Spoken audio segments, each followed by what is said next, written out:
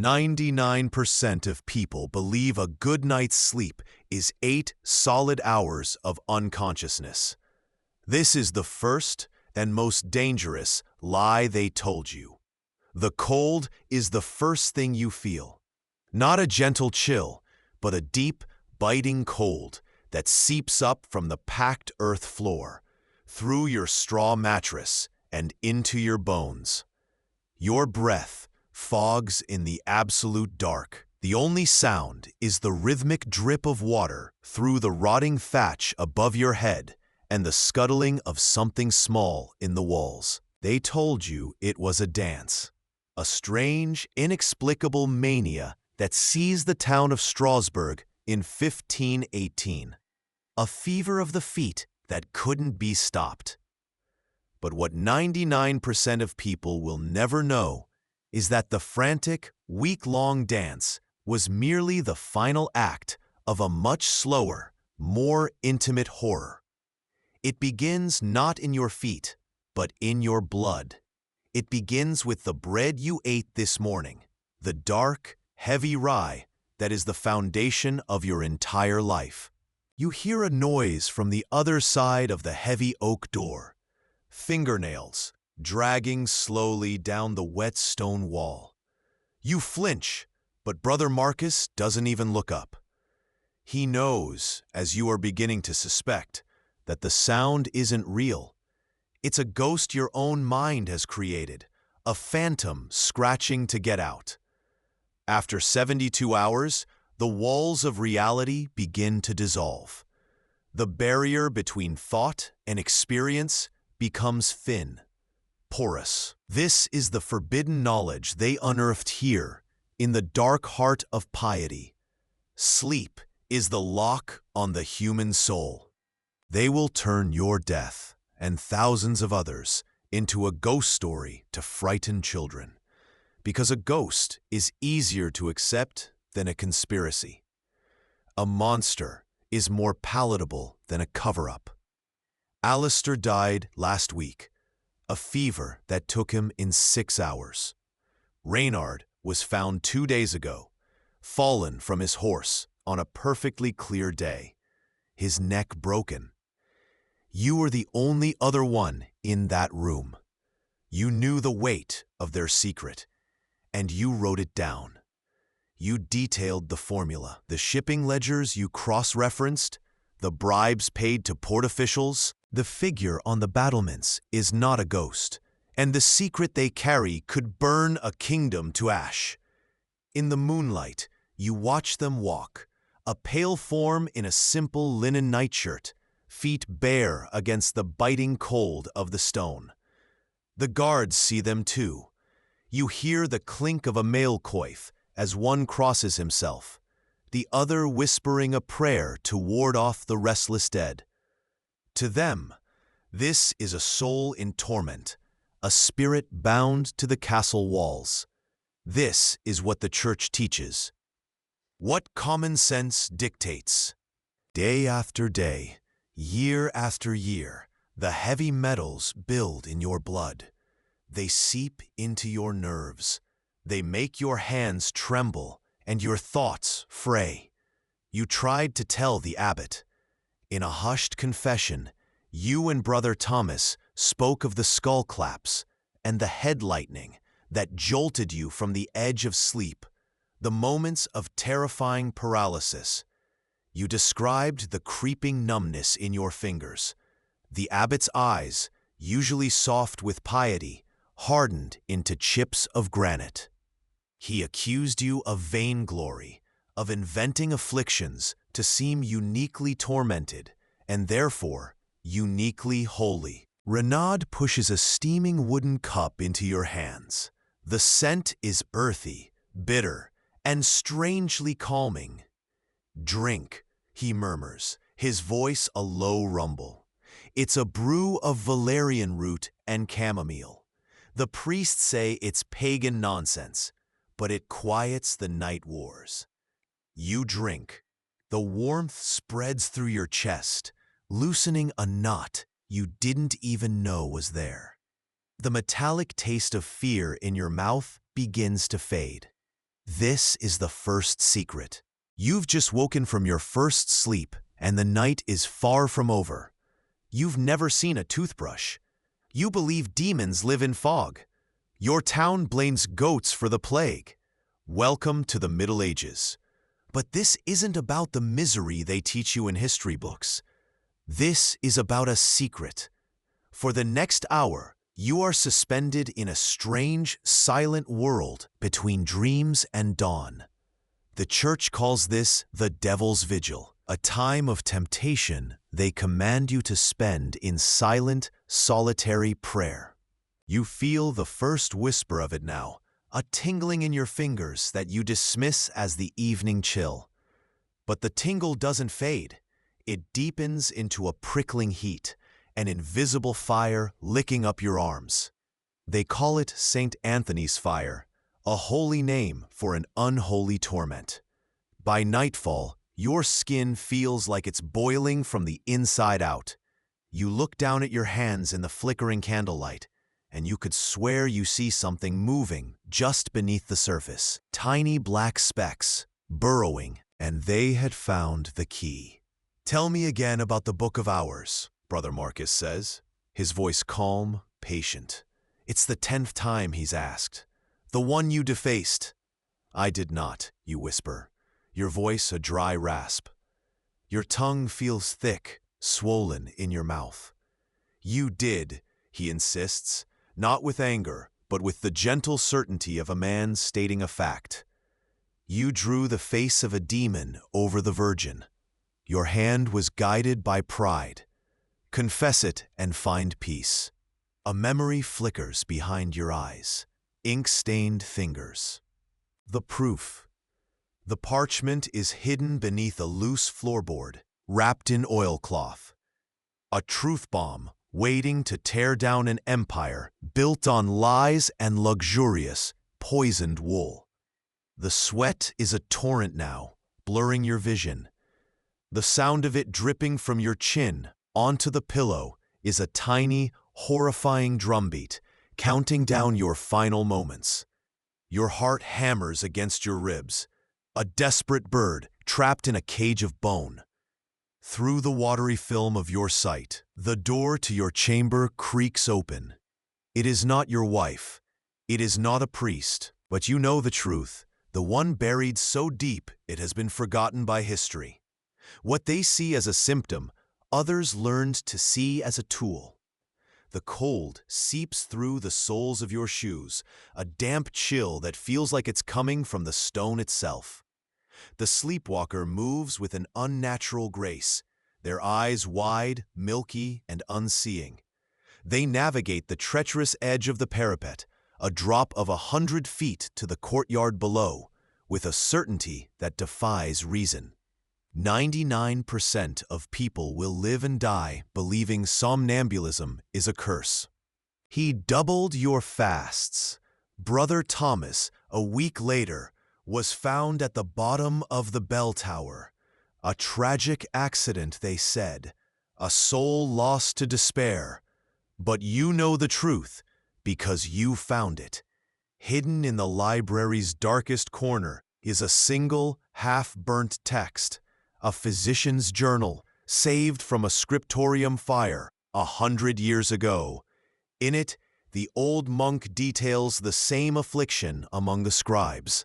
He doesn't call it a demon. He calls it a malady of the ink, a poisoning of the mind, from the very instruments of God's work. Archaeological digs in Crusader-era camps have unearthed small leather pouches, just like the one Renaud carries, filled with these very herbs, remnants of a hidden pharmacopoeia for the soul, never listed on any official army supply ledger. Then, the second secret begins. An old knight with one eye starts to speak. He doesn't speak of glory or honor. He speaks of the face of the boy he cut down at Acre, of the sound the boy's mother made when she found the body. He speaks, and the other men listen, their breathing low and rhythmic, a shared, living pulse. But what the priests don't know, What 99% of people today will never learn is that this hour belongs to you. This is when the real world awakens. It's an hour for whispers, for passing down the herbal remedies they call witchcraft, for planning the small rebellions that keep your family from starving. And somewhere, centuries from now, archaeologists will find the proof: a half-burned tallow candle in a sealed lead box, its wax embedded with forgotten herbs, its base carved not with nonsense, but with a star chart. It wasn't a candle for light. You scratch, a frantic scrape of fingernail against taut skin, but there's nothing there. You scratch until you bleed, a desperate attempt to dig out the invaders, but you can't, because the insects aren't on your skin. They are in your mind. This is the secret of the dancing plague. It's not a plague of joy, but a poisoning of the soul, caused by a creeping black fungus called ergot that grows on damp rye, a fungus that brings on gangrene, madness, and visions torn from the deepest pits of hell. Your neighbor, Greta, was the first. The horrified face of the abbot, the shame. But is it your memory? Or is it one he has been whispering into the air for the last 3 days? You can no longer tell the difference. Your mind is a field of soft clay, and his words are the stylus, pressing new truths into you. They weren't saving souls here. They were rewriting them. This is the terrifying truth of medieval power. It wasn't always wielded with an army. Sometimes it was wielded with a single, unanswered question, repeated in the dark, until the answer no longer mattered. It is a man you recognize, a man who walks with the silent confidence of the king's private guard. He is not here to offer comfort or last rites. His eyes scan the room, cold and methodical, looking not at you, but for something you might have left behind. As his gaze falls upon the floorboards by your bed, you understand the final, chilling truth. The most terrifying plague isn't the one that takes your life, but the one that erases the reason why. They will never learn about the forbidden art of guiding. It began in the monasteries, in quiet cells where monks, obsessed with the nature of the soul, conducted secret experiments on sleep. They discovered that some minds, while dreaming, were uniquely suggestible. They learned that a person could be given a task in a waking hypnotic state and then be triggered to perform it while asleep. You strain your ears against the wind, and you can almost hear it, a specific, gentle calling. Melodic sequence of chimes from the distant bell tower, a pattern that doesn't mark the hour. He theorized that the stress, the endless hours, and the metals created a storm within the brain. The church declared his work heresy and ordered it burned. This book is the only thing that survived. This wasn't a spiritual crisis. It was an occupational disease. And the church knew. Admitting their holy, sacred work was physically poisoning their most devout servants would shatter their image. It would mean God's work was toxic. It's the medieval equivalent of a modern corporation hiding evidence of unsafe working conditions to protect its brand and its bottom line. It's a ritual, a confession without a priest, an absolution without a God. They are stitching their minds back together with stories. This is the medieval origin of a truth we are only now relearning. The most profound healing comes not from divine mandate, but from the simple, terrifying act of one human being telling another, "I am haunted too." The Lord's convenient lie of cowardice is what allows him to sleep at night. But this hidden truth, this secret brotherhood, is the only thing that might allow you to. It was a timer for a revolution of the mind. If you love immersive, real storytelling about survival, belief, and forgotten lives, hit like and subscribe. It helps more than you know. Drop a comment with the medieval fact that surprised you most, or what role you think you'd play if you were born in the year 1287. Let's begin and live the life they never got to finish. But be warned, some truths about the past are harder to forget than others. Yesterday, she simply began to twirl in the market square. It was amusing at first, but she didn't stop. She danced as her husband pleaded, danced as her shoes shredded on the cobblestones, danced as her feet bled. Her eyes were wide with a terror you couldn't comprehend. Now, there are 20 others with her, their movements jerky, their faces locked in silent screams. This isn't dancing. It is a mass convulsion, set to the silent music of a poisoned harvest. But here is the truth they buried in unmarked graves and burned from the court records. This technique has a modern name. They call it enhanced interrogation. They use fluorescent lights instead of candles and call the coded notes psychological profiles. But the science is identical, passed down through the centuries in secret texts and whispers. The discovery that a human being, stripped of the fundamental anchor of sleep, will believe anything, confess to anything, become anything to make the torment stop.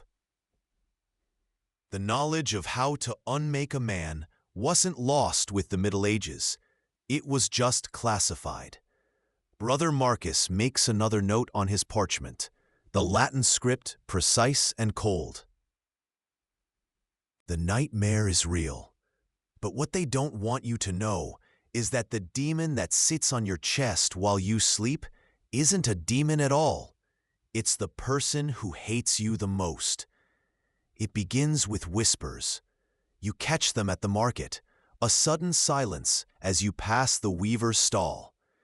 Your name, spoken like a curse, then swallowed by the muddy air.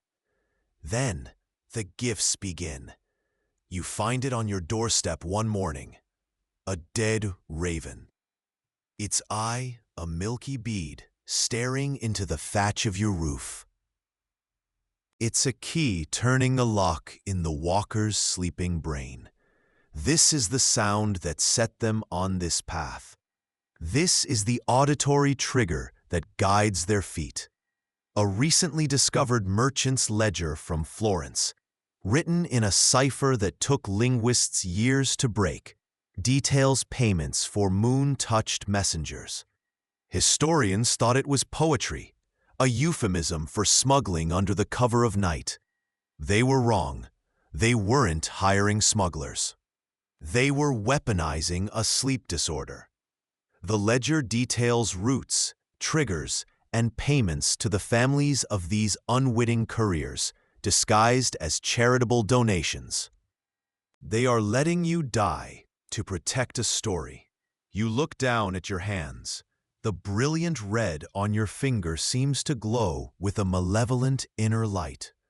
The thunder is gone, but a low hum remains, deep in your ears. It is the sound of your own body dying in the service of a beautiful, holy lie. You now hold a secret more dangerous than any heresy, a truth that could burn the monastery to the ground. But who would you tell?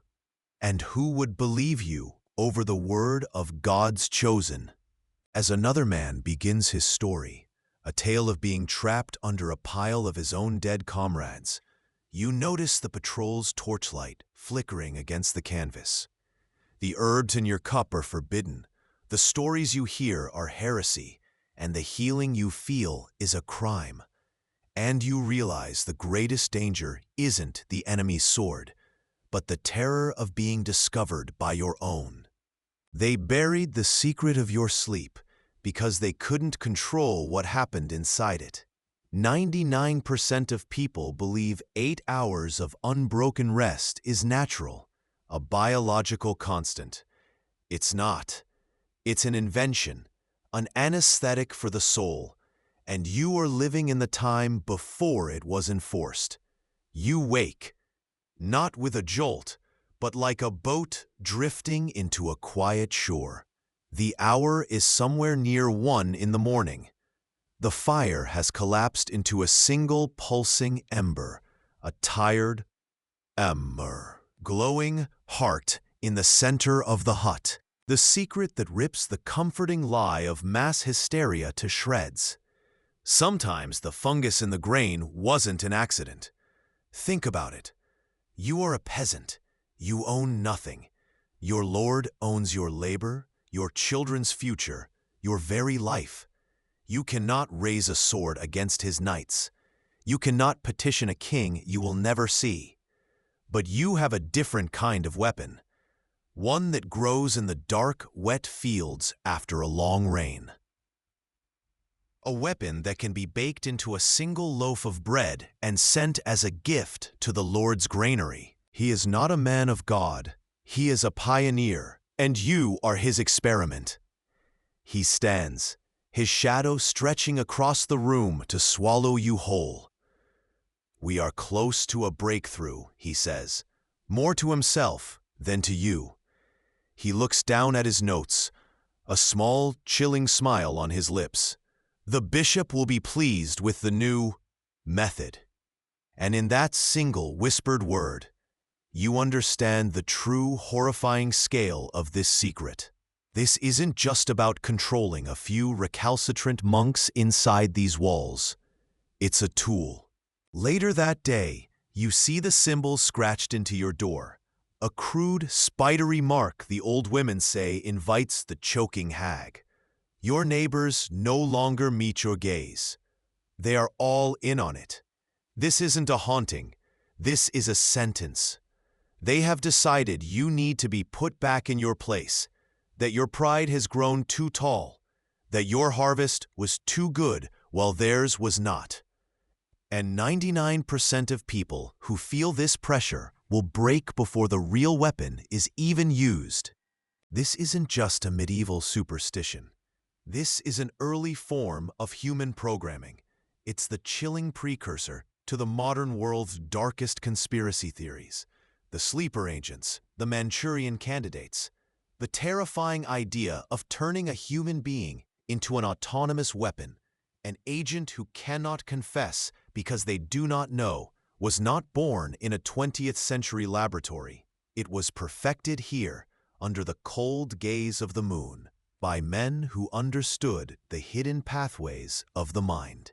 You are trapped, a living ghost, in a library of poison, and you know, with a certainty that chills you more than the winter air, that the thunder will come again. The greatest trick the powerful ever played wasn't making you fear hell. It was teaching you how to sleep. You sit up in the dark. The fire has died to a bed of embers that pulse like a sleeping heart, casting no real light.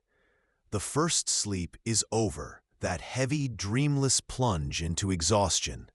Now comes the sacred hour, the hour they are trying to steal from you.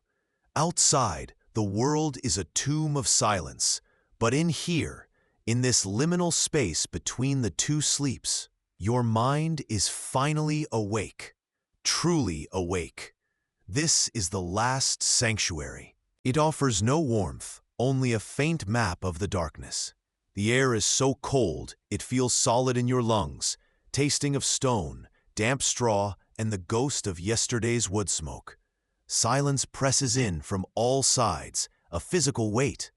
It's not an empty silence.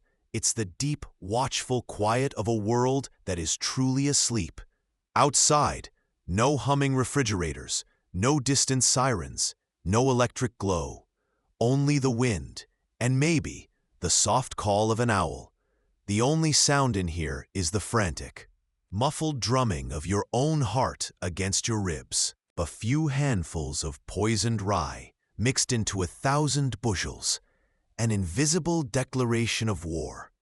You can't fight a night, but you can make his entire town dance until their hearts burst. You can make his soldiers see demons in their own ranks. You can turn his fortress into a madhouse. The church will call it demonic possession, a perfect cover-up. It protects God's authority, and more importantly, it conceals the terrifying truth. The entire power structure rests on a foundation of grain that any desperate man can contaminate. It is the perfect medieval bioweapon, a proof of concept for a new kind of power, one that can make heretics confess, rivals crumble, and kings kneel, all without a single drop of blood being spilled. Your forgotten cell is not the end of their work. It's just the beginning. They are priming your mind for terror, turning your own home into a cage. You spend your days looking over your shoulder and your nights dreading the dark. You lie down on your straw-stuffed pallet, the smell of damp wool and your own sweat filling your nostrils. Every creak of the hut, every scuttling rat in the walls is a prelude. You know it's coming. That is the point.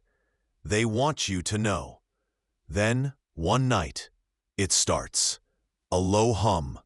It's so quiet at first. You think it's just the blood in your own ears. The figure stops now, their hand moving with slow purpose toward a loose stone in the wall, one you would have never noticed. The scrape of their fingernails against the rough mortar is a dry, whispering sound, like insects in the walls.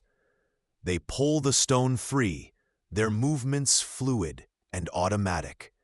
You hold your breath, the air in your lungs turning to ice. A small, oilskin-wrapped package is placed inside the cavity. A message? A vial of poison? A royal seal? The church didn't burn the Cathars for what they believed. They burned them for what they could do in their sleep. This is the secret that blood and fire tried to erase from history. The most dangerous weapon in the world isn't a sword, but a mind that knows it's dreaming. You are on your knees. The cold from the stone floor seeps through your thin woolen clothes, a familiar ache in your bones. Above you, the vaulted ceiling of a great cathedral stretches into shadow, a man-made heaven of stone and faith. The only place you are not being watched by a priest, a lord, or the weary eyes of your own family. It's here, in the quiet dark, that the pieces connect. You remember the whispers of the dancing sickness in the next valley, the man who believed he was made of glass, the heretical dreams that sent a good woman to the pyre. You've been told these are plagues of the body or failings of the soul. But what they don't want you to know is that they are battles. This is not insomnia. You are not anxious. This is the first sleep ending. Welcome to the watch. In this space between dreams, your mind is unnervingly clear. The fog of the day is gone. The dull ache of your labor has subsided into a low thrum. This is the time the powerful fear, the hour they can't tax, tithe, or terrorize, and they know it. Sealed church edicts from the 14th century, just now being deciphered, reveal a coordinated campaign, a holy war against this natural rhythm. This is the thought that terrifies you now, as a violent spasm shoots up your leg, a jolt of electricity. Your foot taps, once, twice. You try to hold it still, but it has a mind of its own. It's a terrifying loss of control, a feeling that your own body has been hijacked. This isn't so different from the world you think you know. They are still poisoning the bread, but now the bread is information. A single well-placed, poisonous idea, a lie disguised as truth, can be fed into the public square. It spreads silently, invisibly, infecting minds. The most dangerous secret a woman can possess isn't a lover or a stolen coin. It's a cure that actually works. For 3 days, your world has been reduced to a single piercing sound, the scream of your newborn. It's a nail being hammered into your skull, a constant, frantic wail that promises no end. The stone walls of your hut seem to sweat with your despair, the damp thatch dripping a slow, maddening rhythm that can't compete with the crying. You've walked until your feet are raw. You've rocked until your arms are dead. The priest came yesterday. But it grows, a deep guttural vibration that seems to come from the earth itself, vibrating through the floor, up your spine, and into the base of your skull. You pull the rough blanket tighter, and that's when you hear the other sound.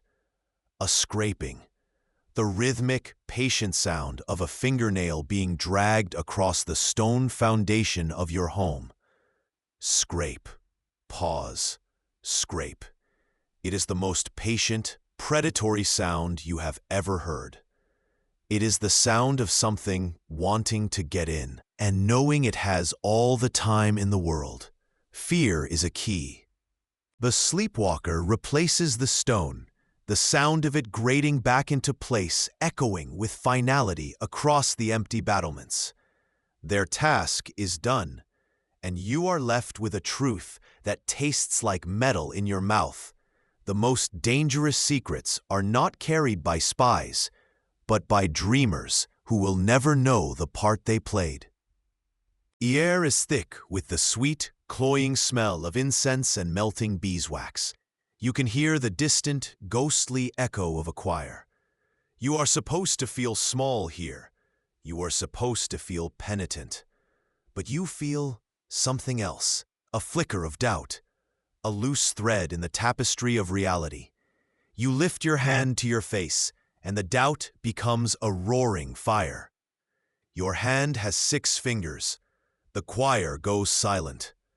The cold on your knees vanishes. The metallic taste of fear is instantly replaced by the electric tang of pure, unbridled power. They are the visible scars of a secret, brutal war being waged not for land or crowns, but for the territory inside your own skull.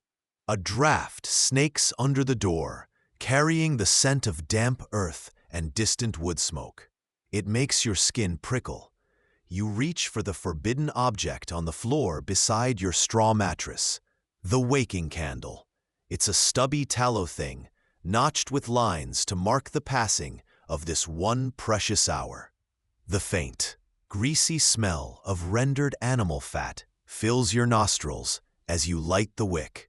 Priests were ordered to preach from the pulpit that this waking was an invitation to sloth and the devil's sin. They called it ungodly. But historians miss the real reason, the one they buried under layers of scripture and shame. An awake, contemplative populace is a threat. A mind left to its own devices is a dangerous, untamable thing. You slide from the straw tick, your bare feet meeting the packed earth floor with a soft, dusty hiss. The cold is a shock that makes you feel intensely alive.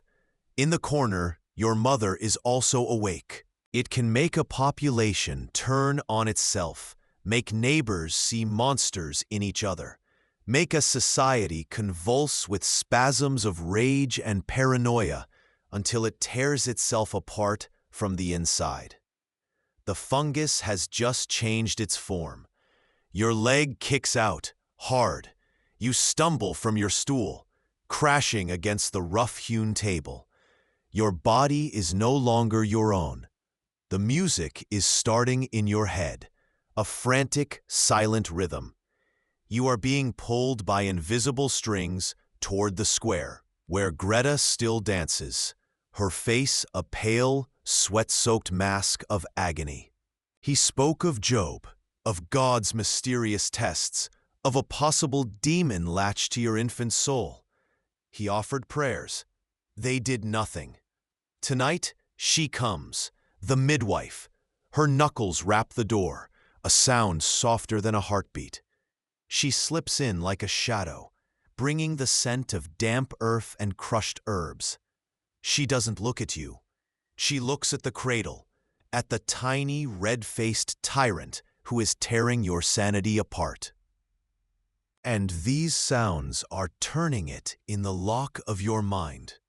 You fall into a shallow, feverish sleep, the hum and the scraping weaving themselves into your dreams.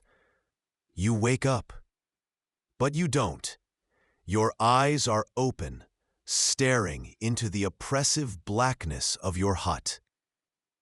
You can see the faint outline of the roof beam against the slightly less black sky. You can feel the lumpiness of the straw beneath you. You can hear your own heart hammering against your ribs. But you cannot move. An invisible mountain is pressing down on your chest, stealing your breath. You've been given the guest chamber. An honor, they say. The finest in this Bohemian warlord's fortress. A room carved from the cold, black heart of the mountain. But as the heavy oak door groans shut, sealing you in for the night, the silence it leaves behind isn't peaceful. It's heavy. It has a texture, a weight that presses on your ears. You run a hand along the wall. The stones are not right. They meet at angles that feel wrong, leaning inward, just enough to be unsettling, as if the whole world is holding its breath. You are not in a cathedral. You are in your own mind, and you are awake. This is the forbidden gospel, not a text written on parchment, but a technique passed in whispers in the dead of night, away from the prying eyes of the priest. They called themselves the bondshoms, the good Christians. The church called them heretics. What they taught was a form of consciousness the authorities could not police, a direct line to the divine that needed no intermediary. They taught you how to enter the dream world and not be its puppet, but its master. Its flame sputters, a tiny, defiant star in the crushing dark. This little candle is an act of rebellion. 99% of people will never learn that their sleep was stolen. The historians of the future will invent a convenient lie. They'll say it was the rise of industry, the invention of clocks, the need for a new kind of worker. But you are living the truth. You hear it in the sermons that preach of the sin of midnight waking, that call this sacred hour a time for demons to whisper temptation. She beckons you closer to the dying ember, her face a geography of shadows. She doesn't speak aloud, she whispers. Tonight's lesson is not from the priest. It's about the yarrow that grows by the river, how its leaves, crushed just so, can stop a bleeding. She shows you the precise way to hold the stalk, the almost silent prayer you must say, not to God, but to the plant itself. This is knowledge that heals, knowledge that gives power. And it only travels on the hushed breath of this forbidden hour.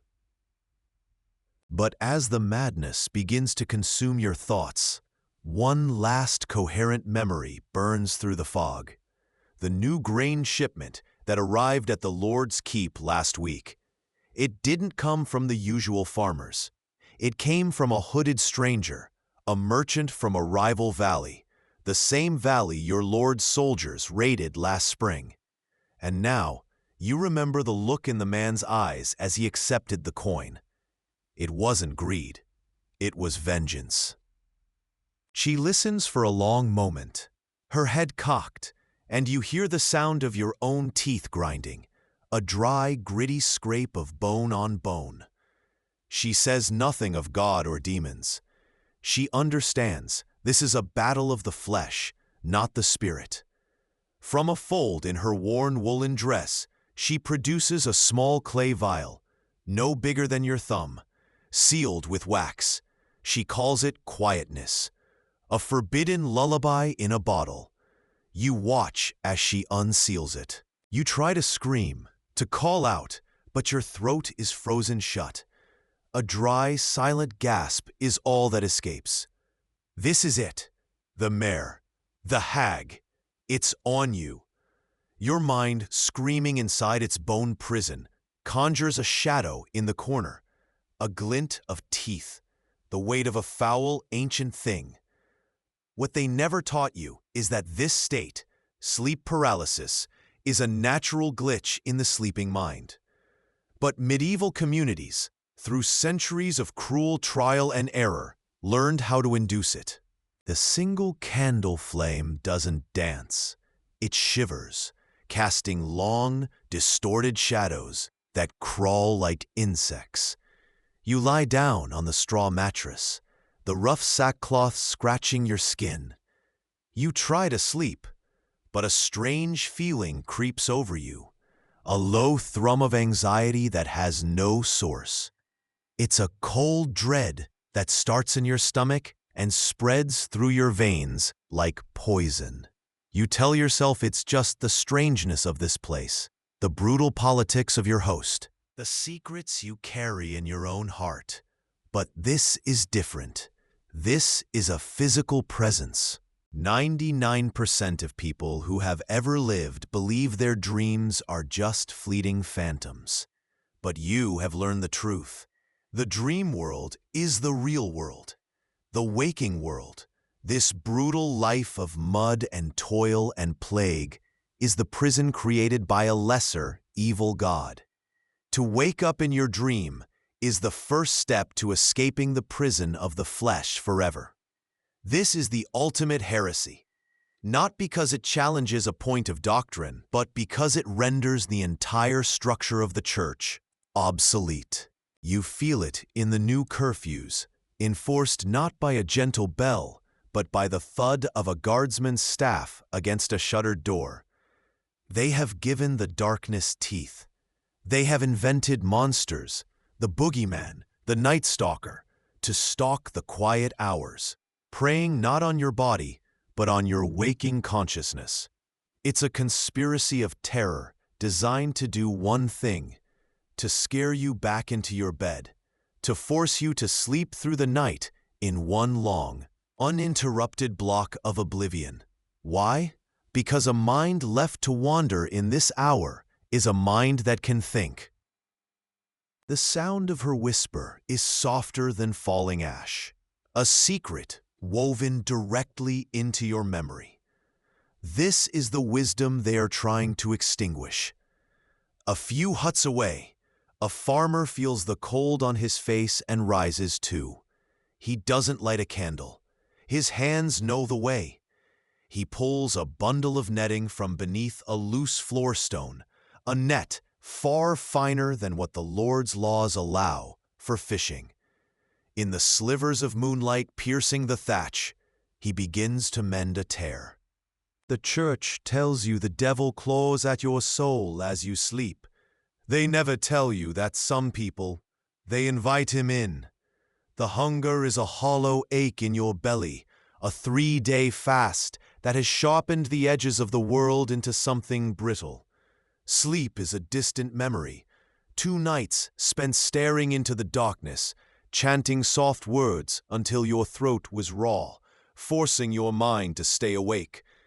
You are here, in this clearing, where the moonlight fears to tread, because the church's answers are ashes in your mouth. The liquid inside is dark, thick, and smells faintly of wild lettuce and something else, something sweet and deeply forbidden, like the milk of a poppy.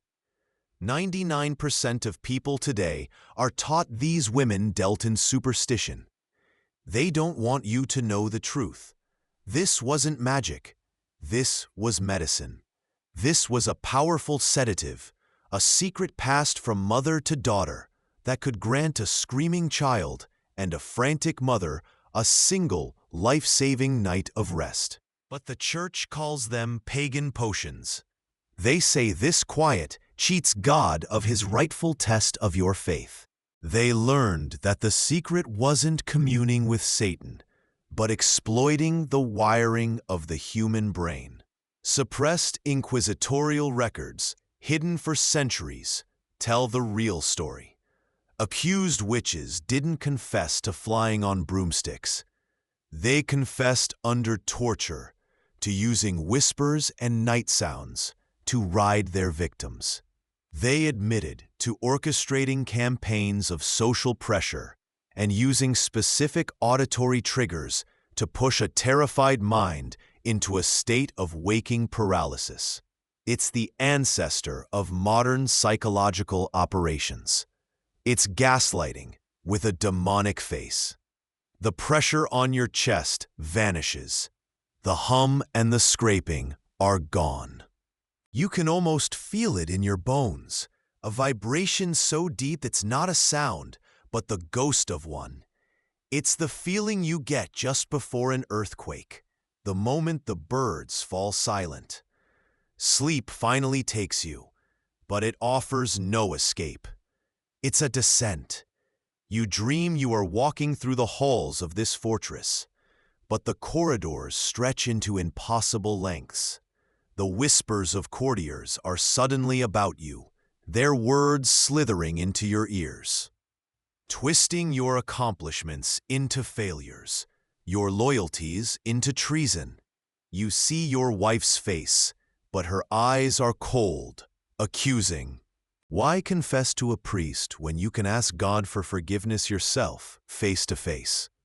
Why pray to a wooden saint when you can walk through the architecture of your own soul and speak with the angels that reside there?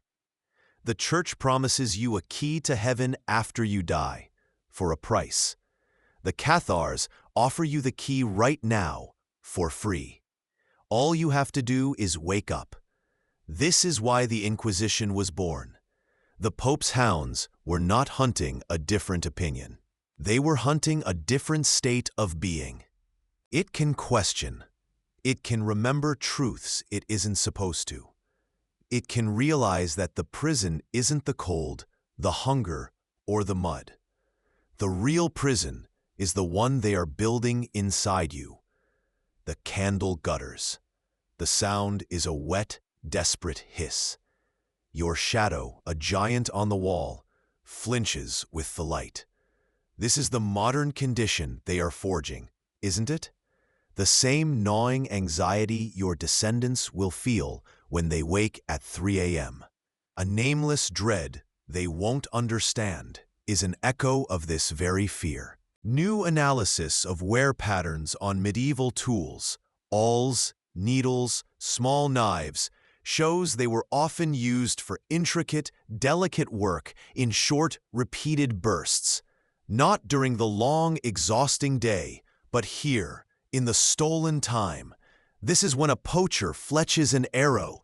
This is when a lover carves a token. This is when an idea, fragile and new, can take root without being crushed by the heel of authority. The modern parallel is so direct, it's chilling. Look at the blue light of the phone, illuminating a face in the dark. The 24/7 news cycle, the endless dopamine-driven scroll.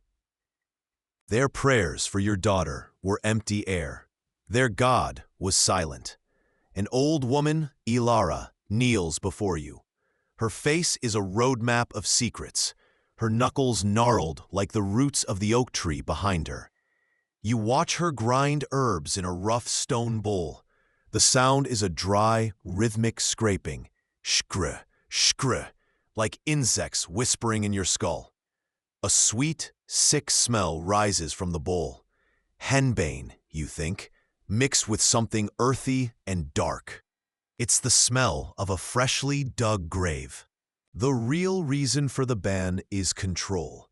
This is the secret history they never teach you. By discrediting the midwife, the church makes itself the sole authority on life and death. You look from the vial to your screaming child. A single drop on the tongue, she whispers. The choice is not between faith and heresy. It is between the priest's prayers and the hope of dawn. You gasp. A ragged, wet sound, and a flood of cold air fills your lungs. You can move. You can sit up. There is no demon. There is no hag. There is only the suffocating darkness and the certain, bone-deep knowledge that someone stood outside your home, making those sounds, waiting. They were listening for your muffled panic. They knew exactly what they were doing. It wasn't a demon that just sat on your chest. It was the entire village, and the true horror sinks in. You survived the nightmare. She knows the one secret you swore to take to your grave. The dream shifts. You're in a field. The sky is a bruised purple, and the ground beneath you is soft. You realize you're sinking into mud, a thick, grasping mire that smells of rot and decay. You try to scream, but the only thing that comes out is the wet sound of your own lungs filling with earth. You wake with a gasp, your heart hammering against your ribs like a trapped bird. Sweat slicks your body, cold and clammy. The room is unchanged. The accusations they leveled, of devil worship, of orgiastic night Sabbaths, of kissing a black cat's behind, were a deliberate, desperate smear campaign. They had to twist this beautiful internal pilgrimage into something grotesque and demonic, because they couldn't control it. They couldn't put a tax on your soul. They couldn't build a prison in your mind. You stand up not with your legs, but with your will. The stone floor becomes a field of impossible, luminous flowers.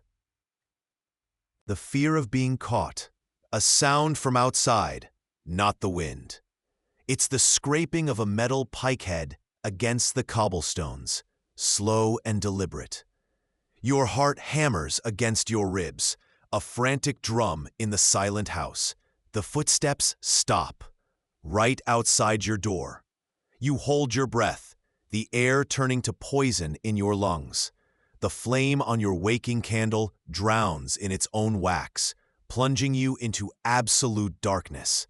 They know you are awake, and you are beginning to understand that controlling your sleep was never the final goal. The relentless glorification of hustle, of monetizing every waking second, your own liminal spaces, your quiet moments, have been colonized by corporations and ideologies, ensuring you are never ever alone with your own thoughts. They don't want you awake and thinking. They want you either working or consuming.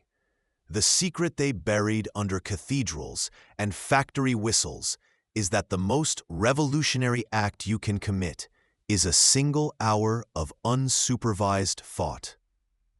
They taught you to fear the night, but what they really feared was you, awake within it. The priests say this is a doorway for demons, she murmurs, her voice like the rustle of dead leaves.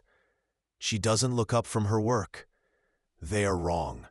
A demon is a wild dog that bites the hand that feeds it. This is a key to a door that has always been inside you. The church just wants you to forget where they hid the lock. This is the heresy they hunt with fire and iron. What 99% of people will never know is that this isn't about devil worship. It's a forbidden science of the soul. You know that a 14th century inquisitor's manual, a book written by men who have never felt the terror of a child's unceasing cry, lists the brewing of sleep aids as a primary sign of witchcraft. It's a war on knowledge held by women, a war that continues to this day. Think of the immense power and profit in controlling health, and how easily natural, unpatentable wisdom is dismissed as unscientific. It is the same war, fought with different words. You take the vial, your hand trembles as you let a single dark drop fall onto your child's tongue. But now you have to face the day and walk among the people who sent it. You know their secret, but they have you trapped. Who would you tell? Who would ever believe you? They haven't just learned how to weaponize sleep. They've learned how to isolate a soul so completely, it might as well be dead already. And you know, with a certainty that chills you more than any demon ever could, that tonight they will be back. The candle has burned low, but the feeling of dread is 1,000 times stronger. It's a certainty now. You are not safe. They know. Your host, the warlord with eyes like chips of flint, he put you in this room for a reason. He knows you're a spy, or he knows about the gold you skimmed, or he knows about the affair with his cousin. Your mind races, a rat in a trap, turning every small sin into a capital crime. This is the secret written in stone that 99% of people will never understand. The great pipe organ in the corner now plays a melody that has never been heard on earth. A song that rearranges the atoms in your dream body into pure joy. You can feel the hum of the universe in your teeth. This is a profound and terrifying freedom. This is what the modern world in all its forms still fears most. Any institution, be it religious, corporate, or political, that discourages independent thought and direct experience is doing the exact same thing. It was only the first step in changing what it means to be human. And as you sit there in the dark, learning the secret name of a healing plant, you have to wonder, what other truths are only told in a whisper? What other parts of your own nature have they taught you to fear? Recent digs at what the church called heretic strongholds have unearthed the truth in ceramic pots, residues of belladonna and mandrake root. These weren't poisons meant for enemies. They were powerful tools for a journey inward. They were early psychonauts, explorers of the vast, terrifying continent of the human mind. Ilara scoops a thick, dark paste onto her fingers and motions for you to be still. Her touch is cool as she anoints your temples, your wrists, the soft skin behind your ears. The screaming falters. It softens to a whimper, then a sigh, and then silence. A silence so profound, so absolute, it feels louder than the screams ever did. Your baby's face is finally relaxed, a perfect, peaceful mask in the flickering candlelight. It is the most beautiful thing you have ever seen. It is also the most damning evidence of your crime. The quiet you prayed for has arrived, and now you must pray that no one in the village heard it stop. The chronicles call it a judgment from God, a sickness that steals the mind. But 99% of people never learn that the deadliest symptom of the nodding disease wasn't the seizure. It was getting caught. You stand in the freezing mud of the Lord's field, a rough-hewn hoe in your hands, its handle worn smooth by the ghosts of your father and his father before him. The air is thick with the smell of wet earth and pig dung. A guard, a fleshy man named Thomas, with eyes like chips of flint, paces the perimeter. They think a castle's strength is in its stone walls, its moats, its murder holes. They believe medieval warfare was a thing of steel and muscle. They are wrong. The most sophisticated weapon wasn't forged in fire. It was carved into the very architecture of power. Historians call them resonant chambers, a forbidden knowledge of acoustics that could turn a room into an engine of madness. The precise, unnatural angles of the walls, the subtle curve of the ceiling, the trace amounts of iron ore painstakingly embedded in the mortar.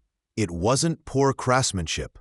It was a weaponized design. They provide you with the approved narrative, the official dream, and they punish those who dare to wake up within it and start creating their own reality. They tell you who to be, what to want, how to think. They give you their cathedral and tell you to kneel, but you are no longer kneeling. You are learning to fly. The stained glass windows depicting saints and martyrs now swirl into a vortex of pure color, a gateway. You know that on the other side is a truth so complete it would shatter your waking mind. The most bizarre historical sleep disorders were never disorders at all. They were a vocabulary for a world you were forced to forget.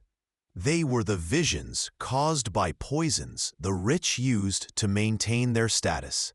The desperate rituals of people trying to heal their own minds when the authorities offered only judgment. They were the secret weapons of the oppressed, the coded languages of rebellion, and the forbidden pathways to spiritual freedom. 99% of people believe history is about kings and battles. But the real war, the one they never mention in the books, was for your mind. There is a sickness that only hunts the rich, a terror that will never touch the peasant in his hovel. You are a duke, and you understand this intimately. You stand in the center of your solar, refusing to sit, refusing to sleep, because you know the truth that no one else in this castle will acknowledge. You are made of glass. The fire spits in the hearth, and with every crackle of burning oak, a sympathetic tremor runs through your legs. You see the spider webs of fracture spreading up your own skin. The poultice is sticky, and you can feel a strange tingling begin almost immediately, a cold fire spreading beneath your skin. You close your eyes. The scraping in the bowl has stopped, but you can still hear it. Or maybe now it's the sound of your own blood, a frantic river in your veins. The world behind your eyelids begins to fray. The darkness isn't empty anymore. It breathes. It shifts. This is the precipice the priests warn you of. The waking nightmare they call a mortal sin. But you feel no demonic presence. You only feel an opening. 3 people knew the truth about the sweating sickness. 2 are already in the ground, their deaths recorded as a tragic but common consequence of the plague. You are the 3rd, and the first unnatural bead of sweat is cooling on your brow. It doesn't begin like a normal fever. There is no cough, no ache in the bones. It begins as a dampness in the air, a sudden weight to the linen shirt on your skin. His gaze is a physical weight on your back. You are forbidden to speak, forbidden to gather, forbidden to be anything more than a tool that breathes. So you let the sickness take you. Your head begins to droop, slowly, rhythmically, as if pulled by an invisible string. Your eyelids flutter. Your jaw goes slack. To Thomas, you are just another wretch succumbing to the ague, useless and pitiable. He sees weakness.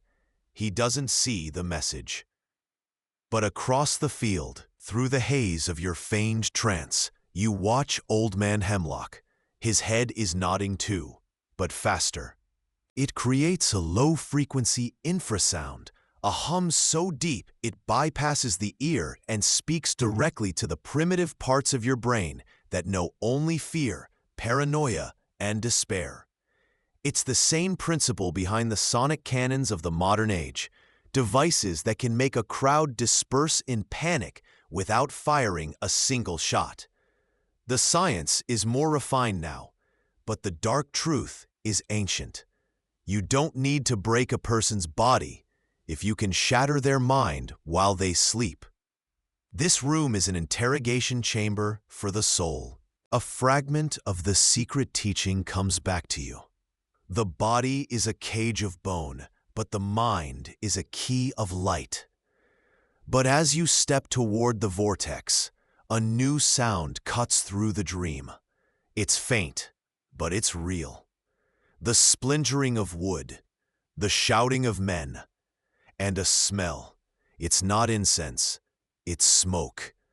The thick, greasy smoke of a fire being built just outside your small hovel. The Inquisitor's men have found you. They are at your door. The entire concept of a sleep disorder was a tool.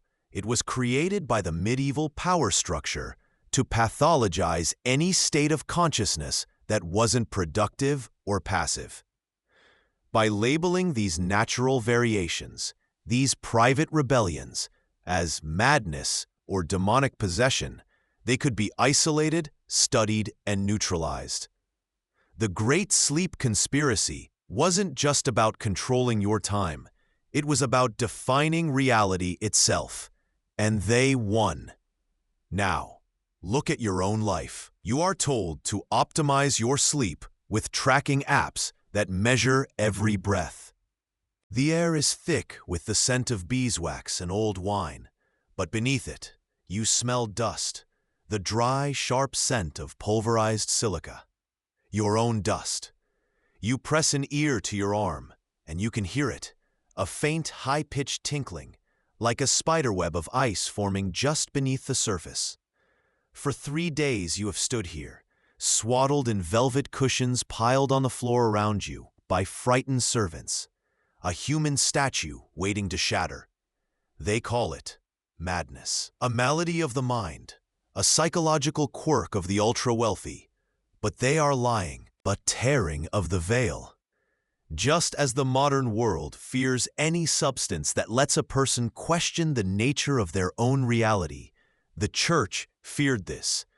They feared any path to the divine that didn't go through their stone arches and their golden coffers.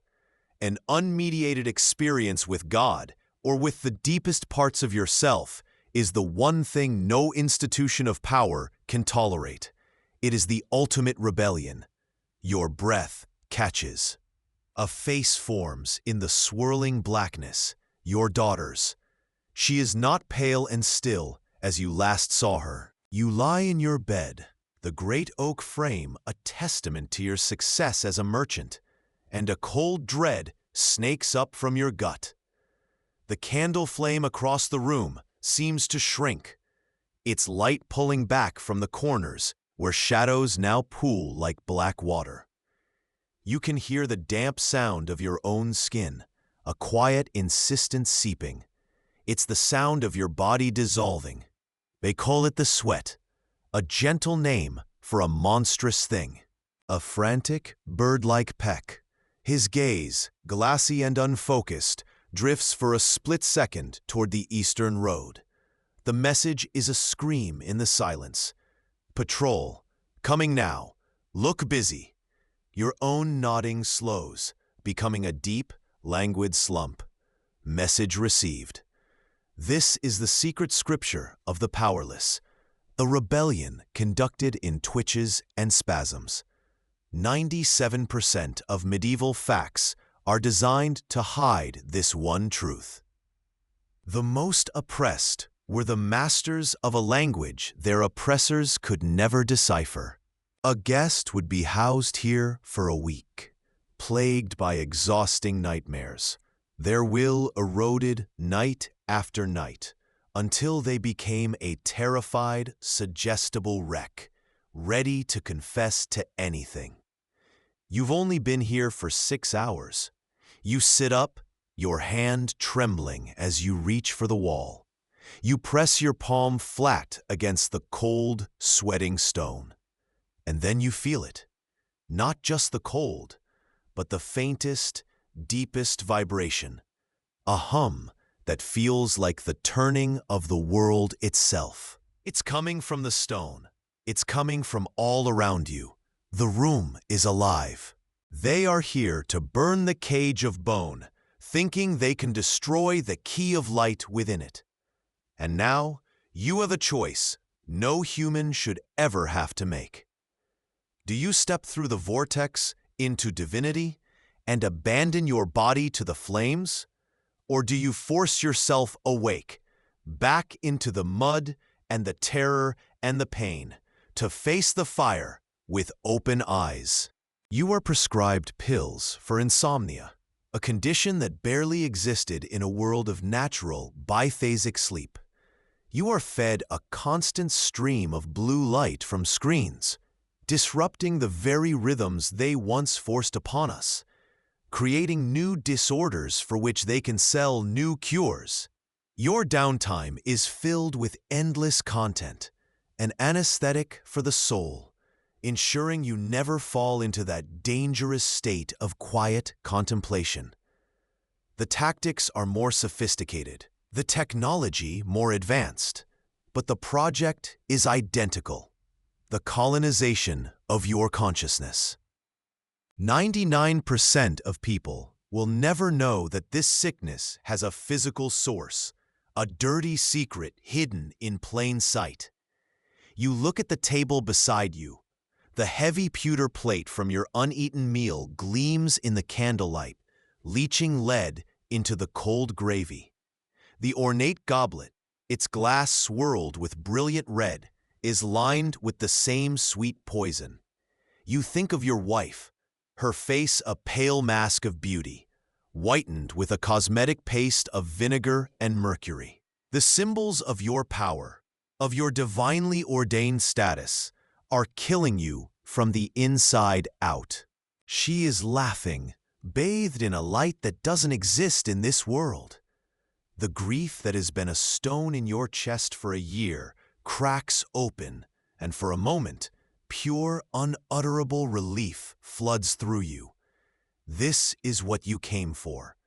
This is the communion no priest could offer. But then, the vision shifts. The light around her flickers, and behind her, another face emerges from the gloom. It's Father Thomas, the village priest who gave her the last rites. His face is distorted, stretched into a silent scream, his eyes hollow pits of shadow. It arrives without a herald and takes you within hours, often in the dead of night, leaving behind a body so drenched it looks as if it has been pulled from a river.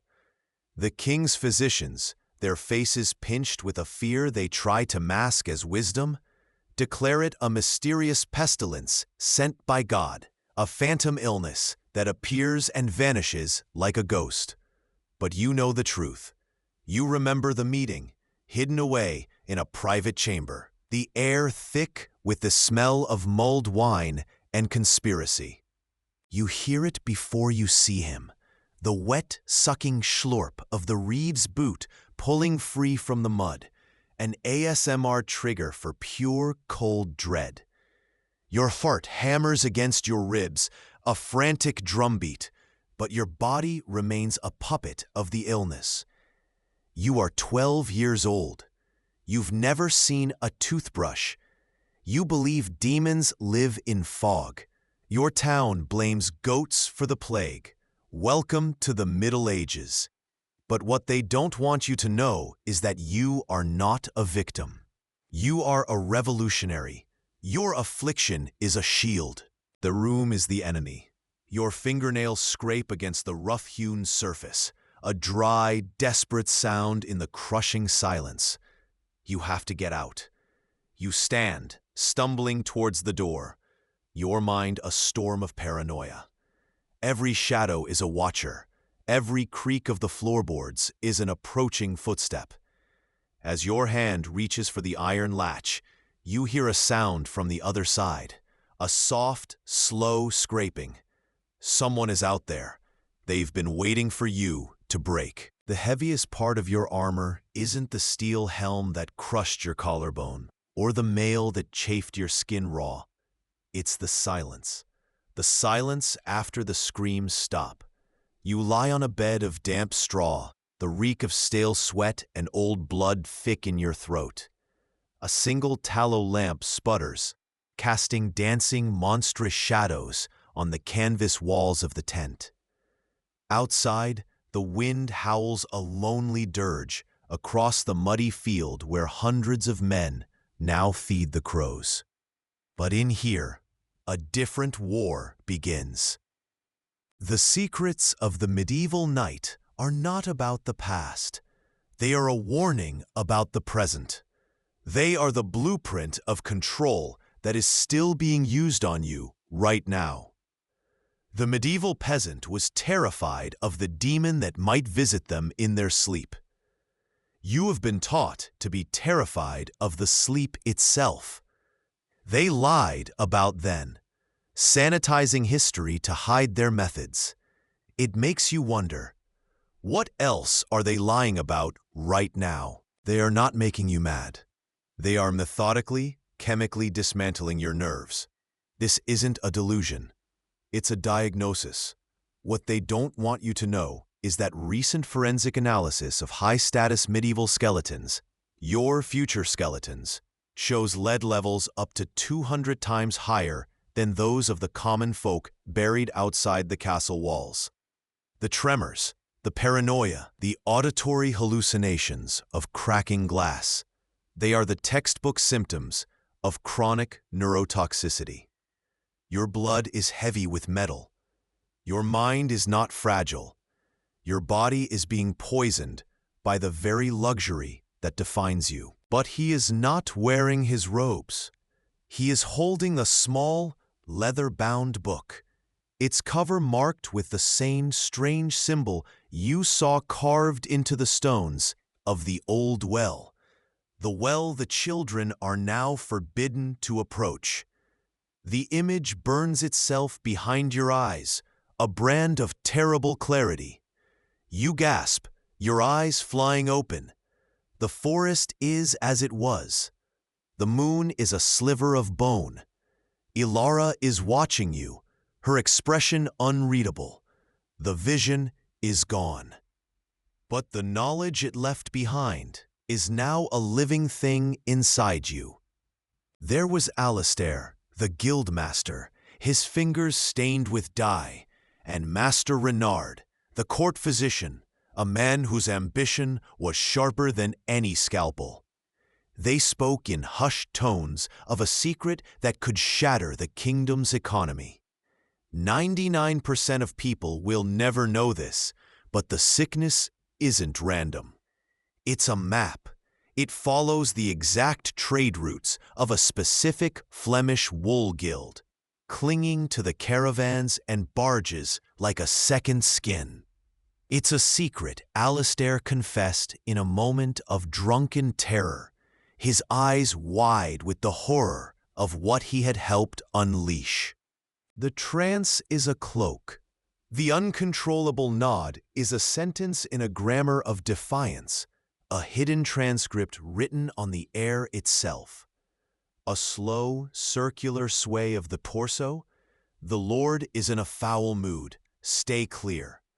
A sudden, sharp jerk of the head to the left. Food has been hidden in the old well.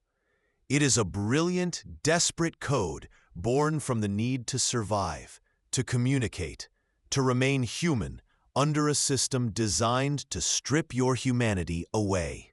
It's the same secret language you see today, hidden in plain sight. The explosion isn't in the room. It's inside your skull. A white-hot thunderclap that shatters the sacred silence. A sound so violent it feels like your bones will crack from the vibration. But no one else flinches. The only thing that moves is the quill that has just fallen from your trembling fingers, spattering a black tear of ink across a week's worth of work on the Gospel of John. You are a scribe.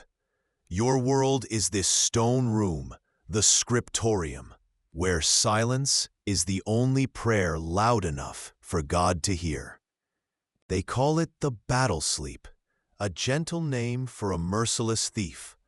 It starts with a tremor in your hand, a memory of the vibration from a sword striking bone. Then your legs refuse to move, pinned down by the weight of ghosts. Your heart hammers against your ribs, a frantic drumbeat in the dead quiet. You close your eyes, praying for oblivion, But you don't find sleep. You find the battle, replayed behind your eyelids in perfect, horrific detail. The wet, tearing sound of a blade finding a home in a man's gut. This truth is the most dangerous heresy of all. It shatters the myth of noble superiority. How can you claim a divine right to rule, a sacred bloodline, when your own dinnerware can turn your mind to dust? An aristocracy addled by its own opulence is a secret that could topple a kingdom, a truth that must be suppressed at any cost. So they give it a fancy name, the glass delusion, and whisper that the burden of leadership is simply too heavy for some minds. They call it a personal failing. You didn't invite the devil in. You just unlocked a door, and through it, you saw a truth far more monstrous than any demon. The guild, his guild, had found a new agent to treat their wool. A mercury-based compound, a secret formula that gave the cloth an unnatural sheen, making it brighter, softer, and more resistant to rot. The crown knew. They encouraged it. English wool, treated with this Flemish poison, was fetching prices never seen before. It was the engine of a new prosperity, and you are its fuel. Now, lying in your sweat-soaked sheets, you can feel the lie in your own blood. This isn't God's wrath. It is the cold, metallic touch of greed. An emoji, a hashtag, a meme that seems like nonsense to a surveillance algorithm or a state censor, but is a map, a warning, a lifeline to those who know the code. The powerful have always mistaken silence for consent. They have never learned to read the stories told in the tremors of the oppressed. The Reeves shadow falls over you now. He smells of stale ale and damp wool. He grunts, prodding your ribs with the butt of his spear. Useless, he mutters, and moves on. Your nodding continues, but inside, a cold smile spreads. You are invisible. Your breath freezes in the winter air. The tallow candle on your desk gutters, and your shadow, a monstrous stooped thing, writhes against the cold wall. For 16 hours a day, you sit here, hunched over vellum that smells faintly of sheep, your spine curving into a permanent question mark. You hear the delicate scrape of your fellow monk's quill on vellum, a sound like a mouse chewing on bone. That is the only sound that should exist. But the thunderclap, it was real. You tasted copper in your mouth, a flash of blinding light behind your eyes. The look in his eyes, not anger, not hate, just a universe of surprise as his life spills into the mud. You jolt awake, a silent scream caught in your throat, your body drenched in a cold sweat that has nothing to do with the night's chill. The next morning, the Lord's priest walks the camp. He sees your shaking hands, the hollowed-out look in your eyes. He calls it a weakness of spirit, a failure of faith. The young lordling, whose face has never been spattered with a friend's blood, calls it cowardice. And here is the echo that screams across 700 years. It has never stopped.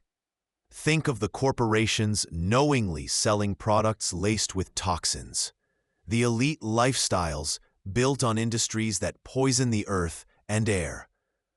The truth is buried in internal studies, and the devastating health consequences are dismissed as lifestyle choices or genetic bad luck.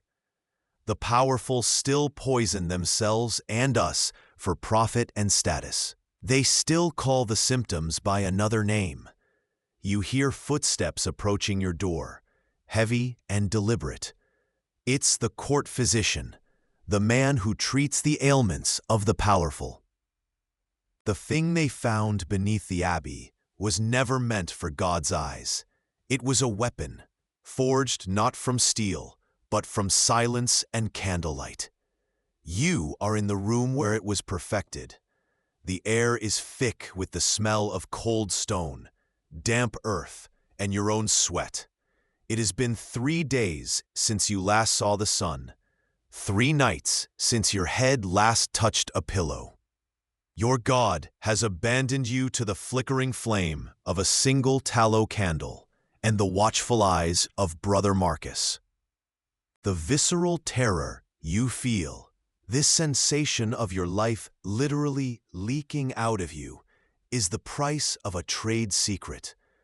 You try to push away the heavy woolen blanket, the very symbol of your wealth, but your limbs feel like lead. The wool, a deep crimson dyed with the guild's new process, feels hot, accusatory. You can almost smell the faint, sharp tang beneath the scent of the dye. The metallic taste of fear you've had in your mouth all day. You realize now, it isn't fear at all. It's the poison. You are a ghost, and ghosts are the ones who truly hold the power. But then you see it. Alara, the youngest of you, only 7 years old. She is new to the language, her performance still clumsy. Her nodding is too practiced, her vacant stare not quite empty enough. The guard, Thomas, has stopped pacing. He's watching her, not with pity, but with a hunter's focus. He saw her gaze flicker toward the well where you all hid the stolen salt, the one resource that could mean the difference between life and another winter of death. The abbot calls it the thunderclap of God, a divine warning. He says it's the sound of a demon hammering on the door of your soul, testing the locks of your faith. His prescription is always the same: more prayer, less food. You must be purer. You must be stronger. But this is what they don't want you to know. This isn't about God. It isn't about demons. It's about the tools in your hand. 99% of people picture monks working in serene piety, bathed in divine light. They need you to be a weapon, an unthinking tool of their ambition. A man who feels, a man who breaks, is a faulty instrument. This is the lie they tell themselves, the lie that builds empires on the shattered souls of men like you. But what they don't want you to know is that the broken pieces have learned how to mend themselves in the dark. That night, an old sergeant, a man named Renaud, whose face is a roadmap of forgotten battles, finds you. He doesn't speak. You look down at your hands, imagining them exploding into 1,000 glittering shards on the cold stone floor. A terrifying thought grips you, colder and sharper than the fear of breaking. The physician knows. He knows about the goblets and the plates. He sees this sickness spread through the noble houses like a stain. And yet, he says nothing. His silence is paid for in gold and land. He isn't coming to cure you. He's coming to make sure the secret shatters with you. He sits on a small stool in the corner, a quill scratching softly against parchment. It's the only sound, a dry, insect-like whisper that has become the rhythm of your waking nightmare. Scrrr, scratch, a record of your unraveling. 99% of people believe a monastery is a place of quiet contemplation, a refuge from the world. They have no idea it can be a laboratory. They don't know that the most profound secrets of the human mind were not discovered in a university, but unlocked in a cellar just like this, by men who weaponized prayer. This is a pattern the medieval mind cannot comprehend, but one that echoes with a damning clarity into our future. It's the first great industrial disaster, a catastrophic chemical leak disguised as a divine curse. It's the ghost of Bhopal haunting a Tudor bedroom, the whisper of asbestos in a king's court. A mysterious illness appears, The powerful declare its cause unknown, and the victims are buried quietly while the profits continue to flow. They will tell stories of you. He begins to walk toward her, his hand resting on the hilt of his short sword. The air freezes. The silent conversation across the field stops. Every nodding head goes still. The code has been seen.